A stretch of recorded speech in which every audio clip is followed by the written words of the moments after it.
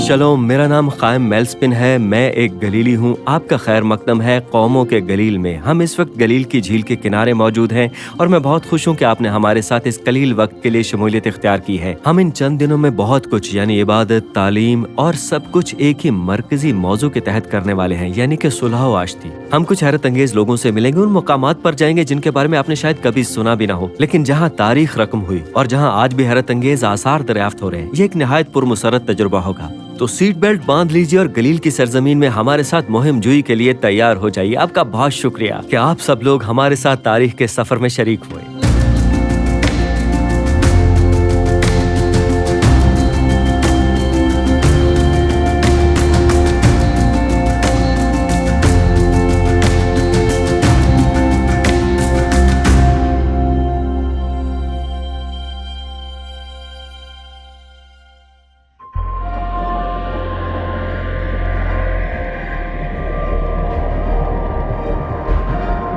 واہ آندرے، یہ کون سی جگہ ہے؟ کیا جگہ ہے یہ؟ شعریم، میرا مطلب ہے دروازوں کا شہر، لیکن یوں کہہ لے کہ یہ سب سے بڑا مقبرہ ہے، بلکہ پوری دنیا میں یہودی لوگوں کا سب سے بڑا قبرستان ہے۔ یہ ایسے جیسے یہودی قوم کے لیے وہی مقام رکھتا ہو جو کہ مصریوں کے لیے آرام مصر رکھتے تھے۔ تو یہ بیت شعریم بھی ایک باقاعدہ شہر اموات ہے۔ یہیں وہ شخصیات آسودہ خاک ہیں جنہوں نے مذہبی روایات جس میں مشنا کی تدوین ہے تحریر میں حصہ لیا۔ یہاں غاریں جن میں سے ایک کو غار جہنم کہتے ہیں اور ایک غار کو مردوں کا غار کہا جاتا ہے۔ یہ بہت ہی خوفناک بھی ہے۔ میں آپ کے ساتھ مسلسل ان مقامات پر جا رہا ہوں، آخر یہاں پر ہمارے سیکھنے کے لیے کیا ہے؟ جی، یہ واقعی نہایت خاص مقام ہے۔ اس جگہ کو بیت شعریم کہتے ہیں، اور بیت شعریم کے اصل معنی کے بارے میں مکمل یقین نہیں۔ یہ شاید دروازوں کا شہر ہے۔ ممکن ہے کہ یہاں پر ایک بڑا شہر ہو، ایک ایسا شہر جس کے بہت سے دروازے ہوں۔ ہم ایک یہودی شہر کی بات کر رہے ہیں جو بازنطینی دور میں اور مشنا و تلمود کے ابتدائی زمانے میں یہاں قائم تھا۔ عیسوی دور کی پہلی چند صدیوں میں یہ مقام ایک باقاعدہ یہودی شہر تھا، مگر یہ صرف ایک عام یہودی بستی نہیں بلکہ ان شہروں میں شامل تھی جہاں سینڈرین یعنی بزرگوں کی مجلس نے اپنا مرکز قائم کرنے کا فیصلہ کیا تھا۔ یوں یہ جگہ پہلی، دوسری اور تیسری صدی عیسوی میں ایک اہم مذہبی یہودی مرکز بن گئی تھی، تو اس کی بہت اہمیت تھی، اور یہ سلسلہ وقت کے ساتھ ساتھ ترقی کرتا گیا۔ اور پھر اس چٹان کی وجہ سے اگر آپ یہاں آ کر اس چٹان کو دیکھیں جو کہ سفید چونے کے نرم پتھر کی سی لگتی ہے، یہ چوک کی طرح ہی ہے۔ جی ہاں، تو اسے تراشنا، اس میں کھدائی کرنا لوگوں کے لیے نسبتاً آسان تھا۔ اسی وجہ سے اوپر کی سطح پر یہاں ایک شہر آباد ہوا کرتا تھا۔ تو شہر کے مضافاتی علاقے میں لوگوں نے یہ گہری غاریں کھودنے کی صلاحیت حاصل کی اور انہی غاروں کو مردوں کی تدفین کے لیے استعمال کیا جاتا تھا۔ اس مقام پر موجود یہودی مذہبی قیادت کی وجہ سے یہ جگہ رفتہ رفتہ ایک نہایت اہم قبرستان بن گئی۔ در حقیقت وہی ربی جن کی نگرانی میں سن 200 عیسوی میں مشنا کی 6 کتابوں کی تدوین مکمل ہوئی، وہ اسی علاقے سے وابستہ تھے، تو یہ اس وجہ سے نہایت اہمیت کا حامل ہے۔ ان کا نام تھا ربی یہودا ہاناسی۔ وہ ناسی تھے، یعنی صدر عدالت کے قائد بھی وہی تھے۔ در حقیقت انہوں نے سب سے پہلے یہاں صدر عدالت کو قائم کیا، بعد ازاں اسے سفوریس منتقل کر دیا، لیکن جب ان کا انتقال ہوا تو انہوں نے یہاں پر مدفون ہونا چاہا، اور جب تیسری صدی عیسوی میں انہیں یہاں دفن کیا گیا تو اس کے نتیجے میں زیادہ سے زیادہ یہودی لوگوں کے دل میں یہ خواہش پیدا ہوئی کہ وہ ان کے مقبرے کے قریب ترین جگہ پر دفن ہوں۔ تو یہ مشنا میں ہمیں ملتا ہے کہ وہاں بیت مدراش یعنی تعلیم و مباحثے کا گھر قائم کیا گیا تھا۔ اچھا۔ جی ہاں، حتیٰ کہ اسی غار میں جہاں ان کا انتقال ہوا تھا ہمارے پاس ان کے بارے میں، اس مقام کے بارے میں اور ان کی وفات سے متعلق بہت سا مستند مواد موجود ہے جس پر ہم آگے چل کر گفتگو کریں گے تفصیل سے۔ مگر بالآخر ہم کہیں تو 20ویں صدی کے اوائل میں یہ مقام اتفاقاً دریافت ہوا، اور وقت کے ساتھ ساتھ یہ مقام بتدریج وسعت اختیار کرتا ہی چلا گیا، یہاں تک کہ یہ یہودی دنیا کا سب سے بڑا نیکروپولس بن گیا۔ اس تاریخی قبرستان میں دنیا کے مختلف خطوں سے یہودی لا کر یہاں پر دفن کیے گئے، حتیٰ کہ لبنان، بیروت سے بھی، سور اور سیدہ سے لے کر شام اور دیگر ہمسایہ علاقوں تک بھی، دور دراز بستیوں سے وہ یہاں دفن ہونے کے لیے آتے تھے۔ جی، لوگ یہاں دفن ہونے کے لیے آتے تھے، اور خاص طور پر بہت مشہور اور اہم ربی بھی۔ تو اس لیے یہ جس مقام پر ہم کھڑے ہیں یہ اس کا داخلی دروازہ ہے، یہ بالکل اصلی حالت میں دیکھیے ذرا، یہی وہ قبر ہے جہاں پر یہودا ہاناسی دفن ہے آج بھی۔ آئیے چل کر دیکھتے ہیں، اس دروازے کو دیکھیے، یہ بالکل ویسا ہی ہے۔ جی ہاں، یہ بہت ہی شاندار ہے۔ اور جی یہ تو इसको पत्थर देखिए का ये दरवाजा है। जी हाँ, ये पत्थर का बना एक छोटा दरवाजा है जिसे बहुत ही नफासत से तराशा गया है। ये कितना खूबसूरत है। चलिए अंदर। वाह, पत्थर का दरवाजा। आइए अंदर चलते हैं। जरा दरवाजों को देखिए। ये नर्म चट्टान है जिसे तराशना आसान है। अब जरा इस बड़े दाखिली दरवाजे को देखिए। दरवाजा चूने के पत्थर यानी लाइमस्टोन के एक ही टुकड़े से बनाया अरे गया वाह, है। हत्ता कि इसमें घूमने वाला ये निजाम भी मौजूद है। गोया वाकई एक मुकम्मल दरवाजा नस्ब हो। ये बिल्कुल इंडियाना जोन्स एक जैसा है। महवर ये तो चीख चीख कर हैरान कर रहा है मुझे। तो जरा अंदर देखिए। आप अभी इन तराशे हुए हिस्सों को देख सकते हैं। ये जगह इसलिए बनाई गई थी कि यहाँ ताबूत सरकॉफगस रखा जा सके या मैयत के लिए मखसूस खाने तैयार किए जा सकें। तदफीन के मुख्तलिफ अंदाज थे जो इस मकाम पर और दूसरे इलाकों में भी दरियाफ्त हुए हैं। ये सारी बहुत ही बड़ी दरियाफ्तें हैं। तो सरकॉफगस दरअसल एक पथरीला संदूक है जो तकरीबन इंसानी जिस्म की हड्डियों के बराबर होता है, मसलन टांग की हड्डी नहीं या नहीं वो घुटने के नहीं, करीब की उसे हड्डी। ग्लूस्कामा कहा जाता है यानी हड्डियों का छोटा संदूक। ये रोमियों में इस्तेमाल ओके। किया जाता था। पहले तदफीन के लिए एक गार खोदी जाती थी और फिर उनके पास ये हड्डियों वाला संदूक होता था जो आपकी सबसे बड़ी यानी रान की हड्डी की लंबाई के जी बराबर हाँ। होता। और फिर वो सारी हड्डियों को उस संदूक में रख देते, वो भी 1 साल बाद, यानी कि पहली तदफीन के 1 साल बाद। और फिर उसके बाद सब चीज़ें गल सड़ जाती थीं और उसके बाद उन हड्डियों को समेटकर इस संदूक में डालकर इस खानदानी मकबरे में रखते थे। लेकिन यहाँ हम किसी खानदानी तदफीन की बात नहीं कर रहे। यूं कह सकते हैं कि ये एक बैनुल अक़वामी मकाम है जी इस हाँ। तदफीन का, बैनुल अक़वामी शहर मुर्दगान। इसलिए यहाँ तकरीबन 300 के करीब सार्कोफेगस दरियाफ्त हुए जिन पर मुख्तलिफ रब्बियों के नामों के कतबे, यहूदी अलामात और मनोरा समेत दीगर नकुश कंदा थे। ये गार इन बेशुमार गारों में से सिर्फ एक है जो कि इस मकाम पर मौजूद थी। तो इस तरह की बहुत सी गारें मौजूद थीं। वाह। आइए अब मैं आपको रब्बी यहूदा हानासी का सार्कोफेगस दिखाता हूँ। वो शोहरत के साथ दफन नहीं होना चाहते थे। उन्होंने कहा, मैं नहीं चाहता मुझे किसी इम्तियाजी निशान के साथ दफन किया जाए, बल्कि हर दूसरे इंसान की तरह सादगी से दफन किया जाए। इसीलिए उनके असल सार्कोफेगस और उनकी कब्र की मखसूस कब्र और सार्कोफेगस की असल निशानदेही करना मुश्किल है। मैं एक पुरानी तहरीर देख सकता हूँ। जी हाँ, मेरा ख्याल है कि यहाँ पर वो और बाद में उनकी अहलिया दफन हुई। ठीक है, तो ये मकबरा है और यहाँ पर एक सार्कोफेगस भी था अच्छा पत्थर का। जी, तो उन्होंने ही मिशना की 6 किताबें मुरतब की थी। जी, उन्होंने मिशना मुरतब की। जी, यहूदी कौम के तर्ज ज़िंदगी को मुरतब किया। वैसे आज मैं ज़्यादातर यहूदियों को जानता हूँ जो चाहते हैं कि इंजील जबल ज़ैतून पर दफन किए जाए, क्योंकि ज़करिया की नबूवत के मुताबिक वही वो मकाम है जनाब मसीह के ज़हूर से अजीम निजात का आगाज़ होगा। और जी, बाद अज़मर ये अकीदे की तकमील और रोज़े महशर से वाबस्ता तसव्वुर है जिस पर यहूदी भी ईमान रखते हैं कि क़यामत के दिन इंसानों को उठाया जाएगा, जो बज़ाते खुद एक नहायत काबिल गौर हकीकत है। चुनांचे गलील को हालात के तहत नया मरकज़ बनाया गया क्योंकि यरूशलेम उनके इख्तियार से निकल गया था। जी हाँ ख़ाइम, जैसे कि हमने पहले गुफ्तगू की थी, यहूदी कौम उस दौर के हालात के मुताबिक अपने मसाइल का हल तलाश करने लगे, यानी कि ज़मीनी हक़ाइक़ को मद्देनज़र रखते हुए। और दूसरी सदी ईस्वी में यानी तकरीबन 1800 साल कबल यहाँ गलील में मौजूद हकीकत ये थी कि यहूदिया बाकी ना था, वो ख़त्म हो चुका था। ये इलाका हौलनाक तबाही से गुजरा, ऐसी तबाही जिसने सब कुछ मिटा दिया। तो यहूदियत की असरन और तश्कील का अमल शुरू और गलील इसका नया मरकज़ बनकर सामने उभरा। और आज जिस भी शक्ल में हमें यहूदियत नज़र आती है वो इसी सरजमीन से है। मैं इसे फिर दोहराता हूँ, ये बहुत ही अहम है। आज की यहूदियत जिन अकायद, तालीमात और निज़ाम पर कायम है, उनकी बुनियाद यही है, यहीं गलील में। इसी अजीम शख्सियत यहूदा नासी की बदौलत उनके पैरोकारों, उनके दौर के यहूदी उलमा की मरकज़ी मजलिस के रब्बियों के ज़रिए ये सब आगे मुंतकिल हुआ। दर हकीकत यही वो असल जड़ है और मजबूत बुनियाद भी है। अगर हम 200 बरस पीछे जाएं, गलील के रब्बी यशवा के अहद तक और उनके शागिर्दों और पहली सदी ईस्वी के हालात पर नज़र डालें तो वाज़ेह होता है कि उस दौर की यहूदियत बहुत ज़्यादा मुख्तलिफ थी। हमने इससे पहले ऐसे किसी भी चीज़ के बारे में नहीं सुना, यानी हमारे इस जदीद दौर में।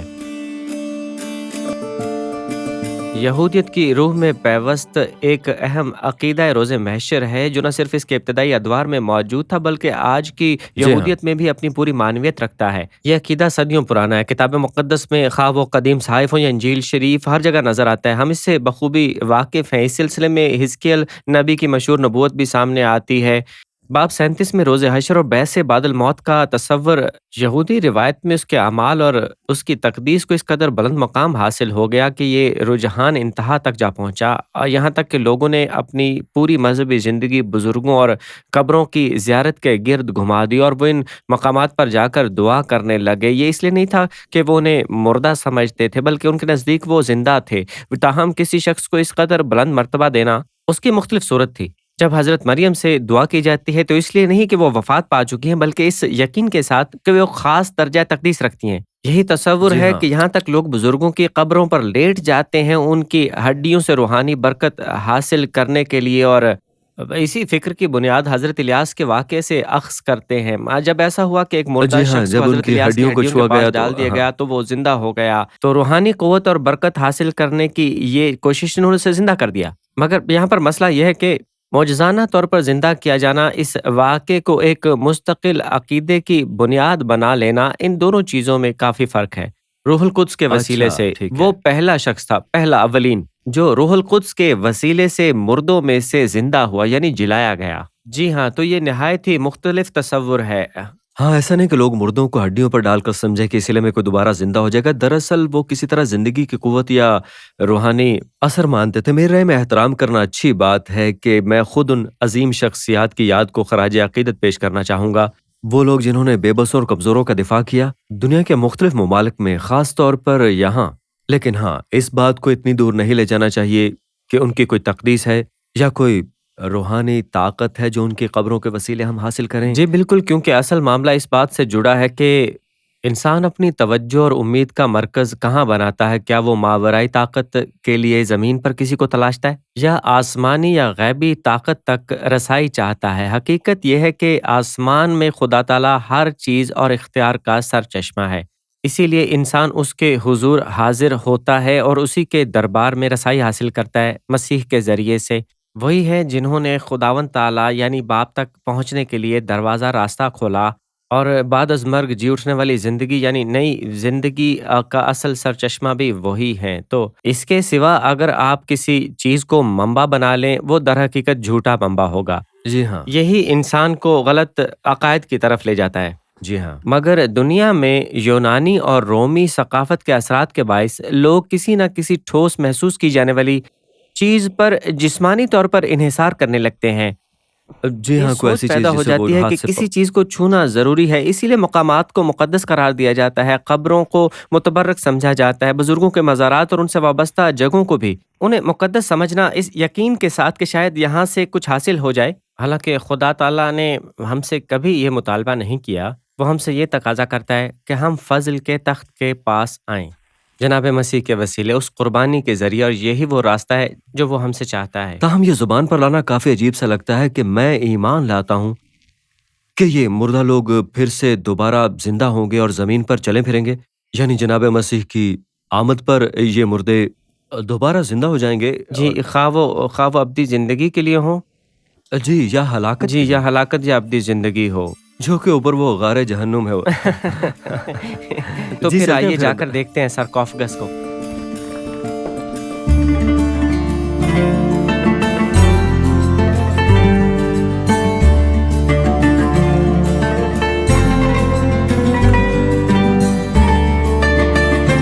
जब हम इस कदर अजीम शान और पुरहैबत नाक मकबरे में खड़े होते हैं और दीवार पर कंदा एक शमादान यानी मनोरा देखते हैं, तो बिल्कुल वैसे ही है जैसा हैकल सुलेमानी में होता था। आप जानते हैं, ये इस बात की अलामत है कि वो खुदावंद की हुजूरी और उस नूर के बारे में बात करते थे जो हर वक्त रोशन है, और एक दिन हम सब अब्दियत में दाखिल होंगे।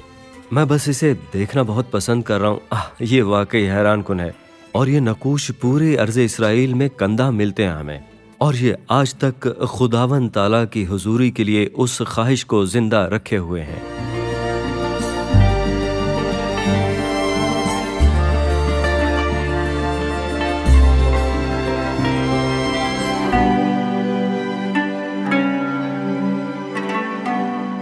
शलोम, हम इस वक्त यगाला लोन सेंटर में मौजूद हैं और हमारे बिल्कुल सामने एक नहायत हैरत अंगेज कदीम दरियाफ्त मौजूद है, 2000 साल पुरानी कश्ती। और हमारे साथ इस वक्त मौजूद हैं मीरावा आतमोर, जो कि यहाँ पर माहिर आसार कदीमा हैं और ख़ुद भी गलील की रहने वाली हैं। आपसे गुफ्तगू करना मेरे लिए वाकई बाइस मुसर्रत है, तो आपका नाम मिराब है और आप गलील की रहने वाली हैं। ये बताइए कि आसार कदीमा के हवाले से आपका बुनियादी काम क्या है? तो सबसे पहले जब मैं जगाल अलोन सेंटर आई तो उससे भी पहले मैं बहुत सरगर्म टूर गाइड थी और मुझे ये सादत हासिल थी कि मैं महीने में कम से कम 4 से 5 मरतबा यहाँ आती थी। और अब जबकि मैं यहाँ हूँ, जब भी दरवाज़ा खुलता है मैं इस कश्ती को देखती हूँ तो मैं समझ लीजिए बहुत पुरजोश हो जाती हूँ। ये बहुत ही हैरान कर देने वाली एक तारीखी दरियाफ्त है बिलाशुबा। हम अक्सर जगाल अलोन का जिक्र करते हैं और हम जानते हैं कि वो 20वीं सदी में पैदा हुए, इसी में ज़िंदगी गुजारी और इसी में वफ़ात पाई, लेकिन अचानक हम ऐसी चीज़ के सामने आ खड़े होते हैं जो 2000 साल पुरानी है। पर दरअसल यही वो रब्त है जो हमें माज़ी से जोड़ता है और इस खित्ते में आबाद मुख्तलिफ तहज़ीबों से जिनके असरात आज भी हमारी ज़िंदगी पर हैं। लिहाजा हम जानते हैं कि दूसरे हैकल सुलेमानी के दौर में झील गलील का ये इलाका, ख़ुसूसन झील गलील का मगरबी किनारा, अक्सर यहूदियों की आबादी पर मुश्तमिल था। वो मजदला में रहते थे, कुफ्र नहूम में आबाद थे। वो मल्लाह थे। हम जानते हैं कि वो जाल से मछलियाँ पकड़ते थे, ज़्यादातर इसी इलाके में। और फिर अचानक 1986 में वाक़ई महज़ इत्तफ़ाक़न 2 भाई यहाँ टहल रहे थे कि उनकी नज़र एक कील पर पड़ी, फिर दूसरे कील पर, और उन्होंने ये कश्ती दरियाफ़्त की। और दरियाफ़्त होते ही सबसे पहली बात जो समझ आई वो ये थी कि ये एक नहायत क़दीम कश्ती है। इस पर कार्बन 14 टेस्ट किया गया जिससे ये साबित हुआ कि ये कश्ती दरहकीकत 2000 साल पुरानी है। तो इससे पहले कि हम समझें कि यह कश्ती किसकी थी, इसका मालिक कौन था, हमारे सामने ये हकीकत है कि हमारे पास ये लकड़ी मौजूद है, 2000 साल मीठे पानी में महफूज रही इसी तरह से। तो ये वाह! किसी भी चीज़ से पहले एक मुआजिज़ा तो है। पर फिर हमने ये समझना शुरू किया कि आखिर कश्ती का मालिक कौन है। तो जैसे हमने कहा कि ये इस इलाके के मल्लाहों की थी, तो ये हमें 2 नताइज की तरफ ले आती है जो कि दोनों ही बहुत दिलचस्प हैं। सबसे पहले हम जानते हैं कि यहूदियों की रोमियों के खिलाफ अजीम बगावत के दौरान जी हाँ। एक बहुत बड़ी जंग मजदला में हुई थी, जहां यहूदियों ने अपनी कश्तियों को तब्दील करने की कोशिश की जंगी कश्तियों में, और उसके बाद वो इन्हें झील में ले आए, लेकिन रोमियों ने सबको कत्ल कर दिया, यहाँ तक कि झील गलील का पानी सुर्ख हो गया। जी, मुमकिन बिल्कुल। है इस कश्ती का ताल्लुक उसी दौर के किसी बारही से हो। पर अगर हम इससे 40 बरस पीछे की तरफ जाएं, हम जानते हैं कि जनाब मसीह इस खित्ते में तशरीफ लाए, यानी ईसवी सन के इब्तदाई 30 बरसों में। तारीख बताती है उन्होंने इस इलाके में तबलीग की और बहुत से लोग उनसे मिले, उनकी बातें सुनी। मुमकिन है बाज़ ने वो अजीम खुतबतुल जबल भी जी सुना हाँ। हो और इब्तदाई मुअजिज़ात भी देखे हों। और जब हमने ये कश्ती देखी तो कहा, ठीक है, इस बात का बहुत ही ज़्यादा कवी इम्कान है, बहुत ज़्यादा इम्कान है कि इस कश्ती के मालिकों ने या तो जनाब मसीह से मुलाकात की होगी या उन्हें देखा हो। मुमकिन है कि वो उनके पहले पैरोकारों में से हो या उनकी पैरवी ना की हो, मगर लगता है कि हम कुछ ऐसा देख रहे हैं जिसे शायद 2000 बरस पहले के लोगों ने देखा हो, और ये निहायत गहरा एहसास है। ये मुमकिन है कि उनका जनाब मसीह से कोई ताल्लुक रहा हो, और ये बहुत ही पुरजोश कर देने वाला है। ये सोच लेकर आने वाले बेशुमार लोगों को जी जो जनाब हाँ। मसीह के नक्शा कदम पर चलते हैं। तो यह एक निहायत अलामती और दिलचस्प हकीकत है जिसकी अगर हम बात करें, वो ये कि कश्ती 12 मुख्तलिफ किस्म की लकड़ियों से बनी है। अच्छा। तो 12 शागिर्दों के मानंद, और उनमें से एक लकड़ी वाओ! जो इस कश्ती में इस्तेमाल हुई है वो है जिसे हम इब्रानी में शेज़ाफ कहते हैं, और यही वो दरख्त है जिससे कांटों का ताज तैयार किया गया अच्छा, था। जी हाँ, कांटों का जनाब ताज मसीह है। की खातिर। जी, तो ये निहायत अलामती अहमियत रखता है और बेहद जोशो मुसरत का बायस बनता है उन लोगों के लिए जो बहुत ज़्यादा दूर दराज खित्तों से जनाब मसीह की ज़िंदगी को समझने और देखने आते हैं, और जब वो इसको देखते हैं तो वो उस दौर से ताल्लुक उस्तवार करते हैं, जो बहुत दिलचस्प है। तो कहा जा सकता है कि आप किसी न किसी अंदाज में माज़ी, हाल और मुस्तक़बिल इसराइल में रब्त पैदा करने की कोशिश का हिस्सा हैं। मुख्तसरन खुदा के पैगाम को समझना, मैं जानता हूँ कि लोग अपने अंदर की शनाख्त को और समझ को कबूल ना कर सकेंगे तो वो आगे की तरफ नहीं बढ़ सकेंगे कि आगे क्या होने वाला है। सच कहें तो मैं सोच कर ही कांप उठता हूँ कि शायद इस कश्ती में वो कायदीन सवार होंगे जिन्होंने इसराइल की तारीख के एक नहायत कठिन और फैसलाकुन दौर की क़यादत की, जो कि तारीख में बहुत ज़्यादा अहमियत का हामिल है। और आज के दौर के रहनुमाओं का क्या किरदार है, आज के पैरोकारों का, आज के गलीलियों का क्या मकाम है? और मैं ये भी पूछूंगा कि क्या अक़वाम के लिए भी इसमें कोई हिस्सा है, क्योंकि क्या अशिया नबी ने इस इलाके को अक़वाम का गलील नहीं कहा था? तो क्या अक़वाम भी रहनुमा बनकर इसमें कोई किरदार अदा कर सकती हैं जो इसराइल को इस नाजुक दौर में सहारा दें? मुझे पूरा यकीन है कि ऐसा है। अच्छा। मैं ये कहूँगी कि हमारा मकसद इस्राएली रहनुमाओं के साथ मिलकर काम करना है और हत्ता कि कोशिश भी करनी है उनकी मदद की कि वो आगे बढ़ें, और इसीलिए हम कभी-कभार फ़ौजी कमांडरों के साथ, कभी उन नौजवानों के साथ भी काम करते हैं जो फ़ौज में जाने से पहले क़यादत का रास्ता इख्तियार करना चाहते हैं। ऐसे अफ़राद जो हालात को तनकीदी निगाह से देखने का हौसला भी अच्छी तरह रखते हों। और हमारी उम्मीद है कि इसी अमल के ज़रिए अच्छे बासलाहियत रहनुमा उभर हम्म। कर सामने आ सकें पूरी दुनिया से, ताकि वो हमारे साथ काम कर सकें। पर बिलाशुबा इसमें कुछ ऐसा है जो कि मुझे लगता है कि इसराइल में कुछ ऐसा है कि हमें हर समत, हर मुल्क और हर कौम से गैर मामूली दिलचस्पी और तवज्जो हासिल होती है, जो इस सरज़मीन की एक मुनफ़रिद हैसियत आप कह सकते हैं। हमारी कोशिश होती है कि ये मुस्बत समत में हो, जैसा कि आपने कहा हम तारीख़ में एक निहायत अहम कड़ी हैं अक़वाम की तारीख़ में, यहूदियों, मसीहियों और हत्ता कि मुसलमानों के लिए। तो फिर आइए एक पैरोकार बनिए, आइए और इस कश्ती में शरीके सफ़र हों। न सिर्फ इस कश्ती में नहीं बल्कि इसकी आप एक नकल समझ रहे होंगे। मौजूद है जिस पर आप सवार हो सकते। जी हाँ, आप कश्ती में सवार हो सकते हैं इसराइल के सफ़र की, और तरबियत के मरहले के बाद हमारे साथ बहीरा गलील के पानियों में भरपूर तरीके से सफ़र कर सकते हैं। बहुत खुशी हुई, एक बार फिर शुक्रिया, आपसे नहीं, मिलकर आपका खुशी शुक्रिया। हुई। आज की शिफात हज़रत हिजकियल की किताब 37 बाब 27 ता 28 आयात। खुदावंद फरमाता है कि मैं बनी इसराइल को कौमों के दरमियान से जहां जहां वो गए हैं निकाल लाऊंगा, और हर तरफ से उनको फराहम करूंगा और उनको उनके मुल्क में लाऊंगा। मैं उनको उनके मुल्क इसराइल के पहाड़ों पर एक ही कौम बनाऊंगा, और उन सब पर एक ही बादशाह होगा, और वो आगे को ना दो कौमें होंगे और ना दो मुमलकतों में तकसीम किए जाएंगे। और फिर वो अपने बुतों से, अपनी नफरत अंगेज चीज़ों से और अपनी खताकारी से अपने आप को नापाक ना करेंगे, बल्कि मैं उनको उनके तमाम मस्कनों से जहां उन्होंने गुनाह किया छुड़ाऊंगा और उनको पाक करूंगा, और वो मेरे लोग होंगे, और वो मेरे अहकाम पर चलेंगे, और वो मेरे आइन को मान पर उन पर अमल करेंगे। इस मंसूबा निजात पर गौर करते हैं। खुदावंद फरमाता है बनी इसराइल को कौमों के दरमियान से लेगा, हमें जमा करेगा और हमें एक ही कौम बनाएगा, दो कौमें नहीं। अब कभी दो कौमें नहीं रहेंगी, ना ही वो दोबारा तकसीम होंगी। तो हम कभी अपने आप को बुत और मकरूह चीज़ों से नापाक नहीं करेंगे आइंदा।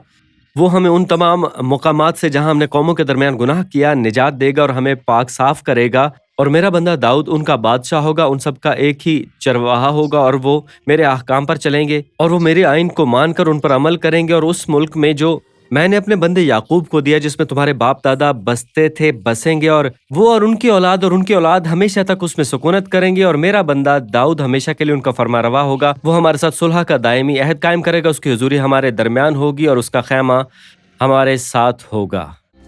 क्या ये शानदार सफर नहीं था? मुझे तो बहुत ज्यादा मजा आया। अच्छा, मुझे बताइए कि आपको सबसे ज्यादा अच्छा क्या लगा? क्या वो आम रास्तों से हटकर किए गए मुनफरद मुशाहिदात, या उन लोगों से मुलाकात जो कौम और दिलों के दरमियान पुल बनकर खिदमत अंजाम दे रहे हैं? क्या वो गहरी बामानी तालीमात सुनना अच्छा लगा, या इबादत के लम्हात ने दिल को छू लिया? प्लीज कमेंट्स में बताइएगा, क्योंकि हम जानना चाहते हैं, हम इसे गुफ्तगू बनाना चाहते हैं। मैं जानता हूँ कि आप में से बहुत से लोग यहाँ इसराइल नहीं आ सकते, पर याद रखिए बहाली का ये अमल आगे ही बढ़ता चला जाएगा। अब अगर आप इसका हिस्सा बनना चाहते हैं तो यानी इसका जो आपने देखा कि खुदा ताला किस तरह से आगे बढ़ा रहा है, अगर आपने अपने दिल में उस गलील के मुबल्लिग अजीम जनाब मसीह की पुकार को महसूस किया है, जो आपको मसालहत के अमल में शरीक होने के लिए बुला रहा है, तो इब्तिदा कीजिए और इस पैगाम को अपने दोस्तों के साथ शेयर कीजिए, और इस वीडियो पर क्लिक कीजिए, लाइक कीजिए इसे, और चैनल को सब्सक्राइब कीजिए। और फिर इस बादशाही के फरोग के लिए खुशदिली से बीज बोएं, ताकि ये काम इसी तरह से आगे बढ़ता रहे। आमीन। ए अर्ज़ मुक़द्दस से मोहब्बत रखने वालों, अगले हफ्ते अपने पूरे खानदान के साथ हमारे साथ शरीक हों। गलील की सरजमीन से बरकत।